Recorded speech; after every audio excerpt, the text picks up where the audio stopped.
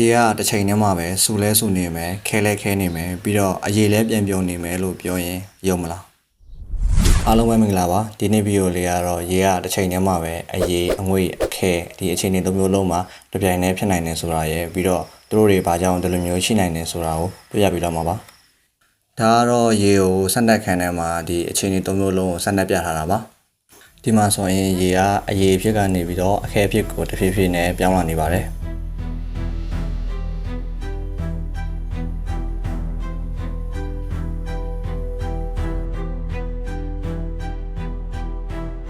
အခဲအဖြစ်ပြောင်းသွားပြီဆိုတဲ့အခါကျမှနောက်တစ်ဖန်စူပွက်လာပြီးတော့မှအရေးအဖြစ်ကိုပြန်ပြောင်းသွားပြန်ပါတယ်ဒီလိုစူပွက်နေနေပဲနောက်တစ်ခါအခဲအဖြစ်ကိုပြန်ပြောင်းသွားပြန်ပါတယ်အခဲအဖြစ်ကနေပြီးတော့မှနောက်တစ်ခါပြန်စူပွက်ပြီးတော့မှအရေးအဖြစ်ကိုပြန်ပြောင်းသွားပြန်ပါတယ်အဲ့လိုအရေးအဖြစ်ပြောင်းပြီးစူပွက်နေနေတော့မှနောက်တစ်ခါအခဲအဖြစ်ကိုပြန်ပြောင်းသွားပါတယ်ဒီမှာဆိုရင်ရေကအရေးဖြစ်လိုက်အခဲဖြစ်လိုက်စူပွက်ပြီးတော့အငွေ့ပြန်လိုက်တဲ့အခြေအနေ၃မျိုးလုံးမှာတည်ရှိနေပါတယ်ဒါကိုရေရဲ့သုံးပွင့်ဆိုင်အမှတ် triple point လို့ခေါ်ပါတယ်ဒီလိုဖြစ်တာကျွန်တော်တို့နေထိုင်နေတဲ့တာမန်ပတ်ဝန်းကျင်အပူချိန်နဲ့ဖြစ်ရမှာတော့မဟုတ်ပါဘူးရေရဲ့သုံးပွင့်ဆိုင်အမှတ်ကိုရဖို့ဆိုရင်အပူချိန်3.3.1 ဒီဂရီဆဲလ်စီယပ်နဲ့ပတ်ဝန်းကျင်ရဲ့ဖိအား3.3.6 atm ရှိဖို့လိုပါတယ်ပတ်ဝန်းကျင်ဖိအား3.3.6 atm ဆိုတာကကမ္ဘာပေါ်မှာကျွန်တော်တို့နေထိုင်နေရဲ့ကျွန်တော်တို့နေ့စဉ်ထိတွေ့နေတဲ့ပတ်ဝန်းကျင်လေထုဖိအားတဲ့အစ100ကျော်တိတိကျပြောမယ်ဆိုရင်168ဆလောက်ကိုနည်းပါတယ်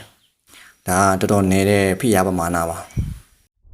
ကျွန်တော်တို့ရဲ့ပတ်ဝန်းကျင်လေထုဖိအားကို1 atm ဆိုပြီးတော့မှစံသတ်မှတ်ထားပါတယ်ဖိအားပမာဏကတော့မြေမျက်နှာအနေအမြင့်ပုံမှန်မူတည်ပြီးတော့မှ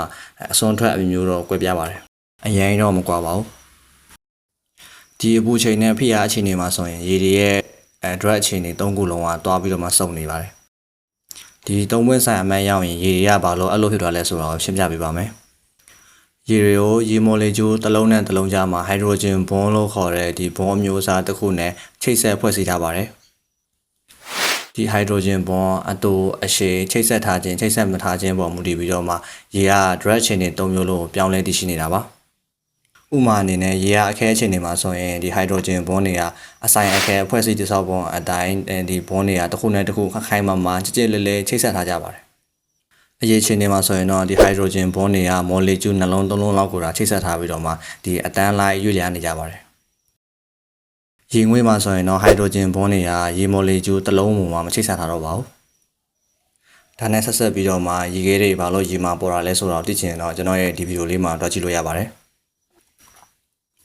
ပြန်ဆက်ရမယ်ဆိုရင်ဒီနေရာမှာဘွန်းဆိုတာကမမြင်နိုင်တဲ့အားတစ်ခုကိုပြောတာပါတစ်ခုနဲ့တစ်ခုဆွဲငင်တွန်းကန်ပြီးတော့ချိတ်ဆက်ထားတဲ့အားကိုဆိုလိုတာပါရေကအခဲကနေအရေကနေအငွေ့ဖြစ်ပြောင်းလဲဖို့ဆိုရင်ဒီဘွန်းတွေချိတ်ဆက်ထားတာကိုချိုးဖြတ်ပေးဖို့လိုပါတယ်ဒီလိုချိုးဖြတ်နိုင်ဖို့ဆိုရင်ပြင်ပကနေပြီးတော့မှလိုအပ်တဲ့စွမ်းအင်တွေပေးဖို့လိုပါတယ်ဥပမာရေခဲအရေပြော်ဖို့ရေကနေရေငွေ့အဖြစ်ပြောင်းဖို့အပူပေးရတယ်လို့ပါ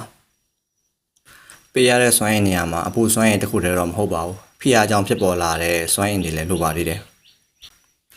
ဒါကြောင့်မို့ရေခဲအရေပြော်ဖို့အရေကနေအငွေ့ပြန်ဖို့တနည်းအားဖြင့်ရေစုဖို့နဲ့ဒီရေကပြန်ခဲဖို့အတွက်ဆိုရင်အပူချိန်တစ်ခုတည်းတော့မရပါဘူးဖိအားပေါ်မှာလည်းမူတည်နေပါသေးတယ်ဥပမာအနေနဲ့ကျွန်တော်တို့စံသတ်မှတ်ထားတဲ့ကမ္ဘာလေထုဖိအား1 atm မှာဆိုရင်ရေရဲ့ရေစုမှတ်က100ဒီဂရီဆဲလ်စီယပ်ပါဒါပေမဲ့ကမ္ဘာအမြင့်ဆုံးအေရတ်တောင်ထိပ်မှာယူနိုးတင်မယ်ဆိုတော့ရေက100ဒီဂရီဆဲလ်စီယပ်မဟုတ်ဘဲနဲ့80ဒီဂရီဆဲလ်စီယပ်လေးနဲ့တင်ကိုယူနိုးဝါဆူလာမှာပါဘာလို့လဲဆိုတော့အေရတ်တောင်ထိပ်ရဲ့လေထုဖိအားစံသတ်မှတ်ထားတဲ့ကျွန်တော်တို့လေထုဖိအားဓာတ်ကို3ဆလောက်ကိုနည်းလို့ပါဆိုတော့ပတ်ဝန်းကျင်ရဲ့ဖိအားနည်းလေရေစုဖို့အတွက်အပူချိန်နည်းနည်းပဲလိုလေပါပြောင်းပြန်အနေနဲ့ဖိအားများလေရေစုဖို့အတွက်ဆိုရင်အပူချိန်မများပေးရလေပါရေစုမဲ့အကြောင်းပြောရင်ရေခဲမဲ့အကြောင်းလည်းပြောရပါလိမ့်မယ်ရှေ့မှာပြောခဲ့သလိုဖိအားနည်းရင်ရေဆိုအမှတ်နည်းုံတင်မကပါဘူးရေခဲအမှတ်လည်းတိုးလာပါတယ်စံသတ်မှတ်ထားတဲ့ကမ္ဘာလေထုဖိအား1 atm မှာဆိုရင်ရေခဲအမှတ်က3ဒီဂရီဆဲလ်စီယပ်ဆိုပေမဲ့3.36 atm မှာဆိုရင်တော့ရေခဲအမှတ်က3.31ဒီဂရီဆဲလ်စီယပ်အထိကိုတိုးလာပါတယ်ဒီစရာကတော့ဖိအားနဲ့အပူချိန်ပေါ်မူတည်ပြီးတော့မှရေကဘယ်အချိန်မှာခဲတယ်ဘယ်အချိန်မှာရေစုမယ်စတာတွေကိုဖော်ပြတဲ့စရာပါ ဒီဇာတ်ကိုကြည့်လိုက်မှဆိုရင်စံလေထုဖိအား1 area မှာဆိုရင်ရေကအပူချိန်ကိုလိုက်ပြီးတော့မှ red အခြေအနေ3မျိုးလုံးမှာရှိနိုင်တယ်ဆိုပေမဲ့ဖိအားနည်းလာတဲ့အခါမှာဆိုရင်တော့အရေးအခြေအနေမရှိတော့ဘဲနဲ့အငွေ့အခြေအနေကိုတဖြည်းဖြည်းနဲ့ရောက်သွားပါတယ်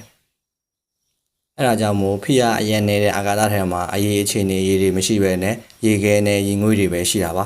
။တကယ်လို့အာကာသထဲကိုအရေးအခြေအနေရေတွေတွန်းပြလိုက်မယ်ဆိုရင်တော့မှဖိအားအရင်နေတဲ့အတွက်ကြောင့်မို့ရေတချို့ဟာချက်ချင်းစူပွက်ပြီးတော့မှအငွေ့ပြန်တော့ပါမယ်။ပြီးတော့မှအာကာသထဲမှာအပူချိန်လည်းအရင်နေတဲ့အတွက်ကြောင့်မို့ကျန်နေတဲ့တချို့တစ်ဝက်တွေကချက်ချင်းခဲတော့မှာပါ။ဒါကြောင့်မို့နေအဖွဲ့အစည်းထဲမှာအရေးအခြေအနေရေရှိရဲ့တခုတည်းတော့ဂျိုဟာကျွန်တော်တို့ရဲ့ကဘာဂျိုပဲဖြစ်ပါတယ်။ဒီအရေးအခြေအနေရေတွေရှိတဲ့အတွက်ကြောင့်မို့ကဘာဂျိုဟာနေအဖွဲ့အစည်းတွင်မှာတခုတည်းတော့တက်ရှိရနေထိုင်တဲ့ဂျိုဖြစ်နေတာပါ။ပြောင်းပြန်အနေနဲ့တကယ်လို့အရေးအခြေအနေရေရှိနေမယ်ဆိုရင်အဲ့ဒီဂျိုမှာတက်ရှိတွေရှိနိုင်ပါတယ်။ဒါကြောင့်မို့လဲသိပ္ပံပညာရှင်တွေကအရေးအခြေအနေရေတွေရှိတဲ့ဂျိုတွေကိုစိတ်ဝင်စားနဲ့စူးစမ်းရှာဖွေနေကြတာပါဆိုတော့ဒီနေ့ဗီဒီယိုလေးကတော့ဒီလောက်ပါပဲအားလုံးပဲပူးထူးရကြလိမ့်မယ်လို့မျှော်လင့်ပါတယ်